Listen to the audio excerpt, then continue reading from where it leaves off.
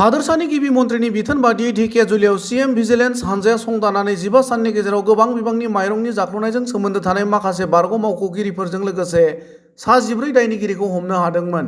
आरो समबायदि 2418 quintal 20 kg माइरंनि जाख्ल'नायनि 15 साननि उनावनो सीएम भिजिलेन्स हानजाया संदाननानै खमैबो 1700 कुइन्टल माइरंखौ मोननो हादोंमोन। बे माइरंफोरखौ दिनै जायगानि एमएलए एबा मन्थ्रि अशोक सिंघालनि नाजानायाव ढेकियाजुलिनि शहीद मैदानाव गं 16 कन्ट्रेल दखाननि 601 कुइन्टेल 50 किल'ग्राम माइरंफोरखौ मोननांगौ रायजो राजाफोरनो राननानै होयो। आरो खौरांगिरिनि सिगाङाव मन्थ्रि बिथाङा ओरैबायदि बुङो। एटु राजुहा चाउल वितरण নহয়, चुरी হৈ যোৱা চাউল माननीय मुख्यमंत्री नेतृत्वत उद्धार हल। प्राय 2,40,000 केजी चाउल चुरी হৈছিলে আৰু मुख्यमंत्री डाঙৰীয়াৰ निर्देशत सीएम ভিজিলেন্সে 1,80,100 केजी चाउल उद्धार करिले। तार আজি 60,000 केजी चाउल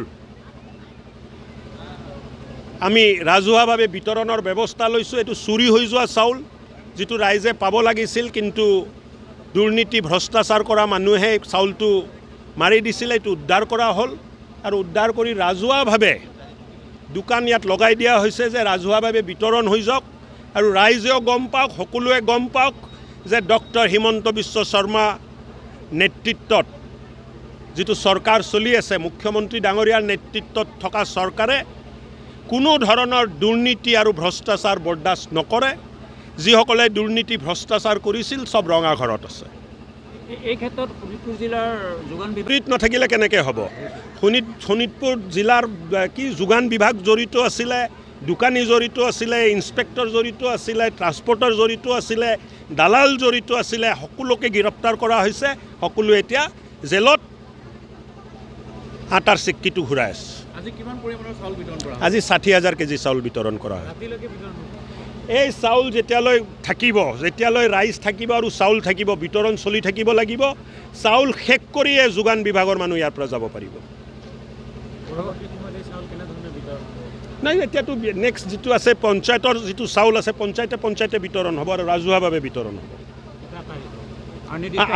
অহা দিনবোৰত মুখ্যমন্ত্ৰী ডাঙৰীয়াই নিৰ্দেশ দিছে যে এটা সপ্তাহ ঠিক কৰি দিয়া হ'ব বা 4 দিন ঠিক কৰি দিয়া হ'ব। আৰু এই 4 দিন বা এসপ্তাহৰ ভিতৰতে গোটেই অসমতে একেদিনাই চাউল বিতৰণ আৰম্ভ হ'ব, একেদিনাই চাউল বিতৰণ শেষ হ'ব। এতিয়া কোনো ক'ব নোৱাৰিব যে চাউল অহা নাই, দিয়া নাই, কমকৈ দিছে, বেছিকৈ দিছে, বায়োমেট্ৰিক্স হৈ গ'ল। এতিয়া বহুত মানুহে বহুত বেয়া পাইছে বিজেপি চৰকাৰক। কোনে বেয়া পাইছে? দুৰ্নীতি কৰা মানুহে বেয়া পাইছে। 2 নম্বৰী কাৰ্ড ৰাখোঁ মানুহে বেয়া পাইছে। দুখীয়াৰ চাউল মাৰা মানুহে বেয়া পাইছে। এই বেয়া পোৱা মানুহবিলাক আৰু বেয়া পাওক বুলি মই কৈছোঁ।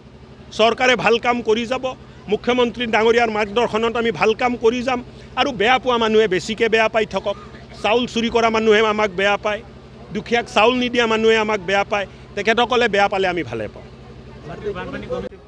এই পৰিকল্পনাবোৰ সফল হৈছে। আজি বন্দাজানত বহুত পৰিমাণৰ পানী বন্দাজানৰ পৰা ওলাই যায়।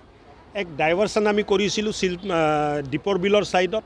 বশিষ্ঠৰ পানী আমি ইফালে ডাইভাৰ্ট কৰা আৰম্ভ কৰিছোঁ।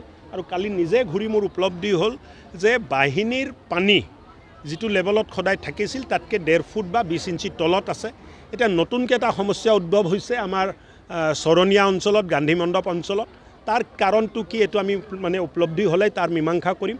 পূজাৰ পিছতে আকৌ মিছন ফ্লাড ফ্ৰীৰ কাম আৰম্ভ হ'ব। ৰাস্তা ঘাট কিছু হৈ থকাৰ কাৰণেও নলা নৰ্দমাবোৰ হয়তো জাম হৈছে। এইবিলাকো আমি ঠিক কৰিম। জাবৰটোতো আছে। আৰু লগতে এটা কথা মই শেষত ক'ব খুজিছোঁ যে আমাৰ প্ৰচেষ্টা চলি থাকিব। আমি ৰাইজৰ স্বাৰ্থত কাম কৰি থাকিম। গুৱাহাটীৰ মানুহ কষ্টত থাকিব দিয়া আমাৰ কোনো তেনেকুৱা চিন্তা নাই। মুখ্যমন্ত্ৰী ডাঙৰীয়াও বাৰম্বাৰ একেটা কথা আমাক কৈ আছে যে গুৱাহাটী মানুহ কষ্ট পাব নালাগে, কৃত্ৰিম বানপানী হ'ব নালাগে। কিন্তু লগতে মই ৰাইজক হাতজোৰ কৰি ক'ব খুজিছোঁ যে অন্ততঃ নলা নৰ্দমাত আপোনালোকে জাবৰ জোঁথৰ নেপেলাব, নহ'লে নলা নৰ্দমা জাম হৈ যায়। गुबुन फारसेथिं माइरं मोननाय रायजोफोरा गोजोननायजों ओरैबायदि फोरमायो।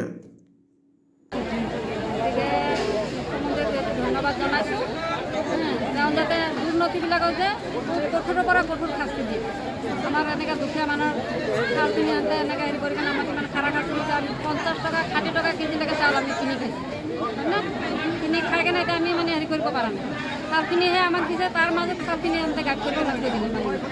সেইকাৰণে মই মুখ্যমন্ত্ৰীক ধন্যবাদ জনাইছোঁ, বহুত ভাল কাম কৰিছে।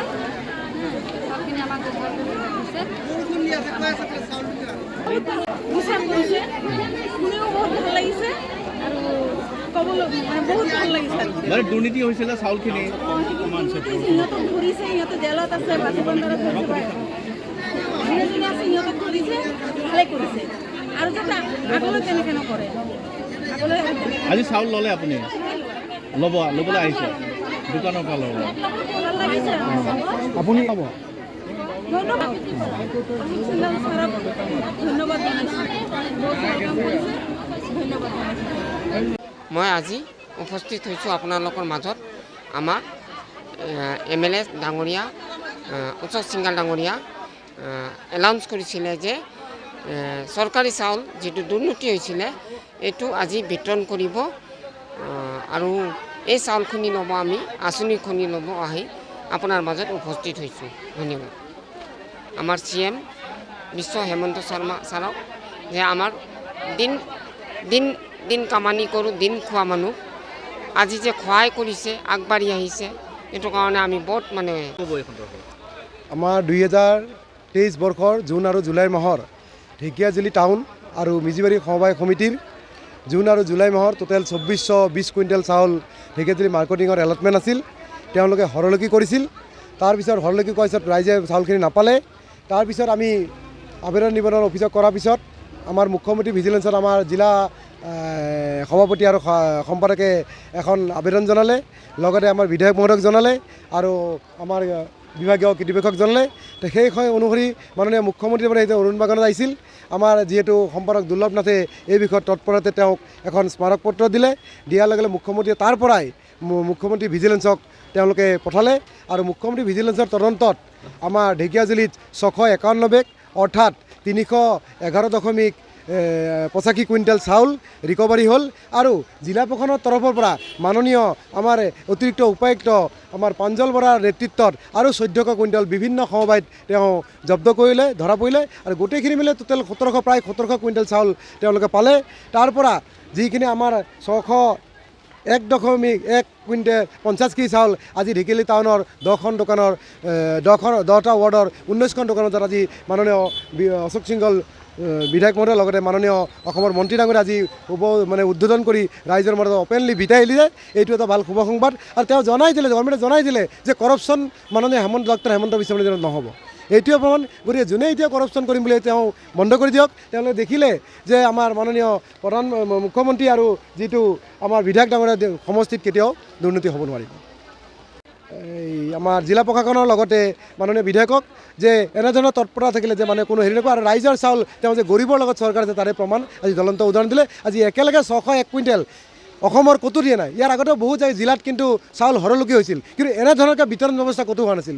সেইকাৰণে আমি ধন্যবাদ দিছোঁ মাননীয় বিধায়ক মহোদয়ক যে ইমান ধুনীয়াকৈ পৰিৱেশত এটা সকলো ৰাইজে আজি গম পাইছে।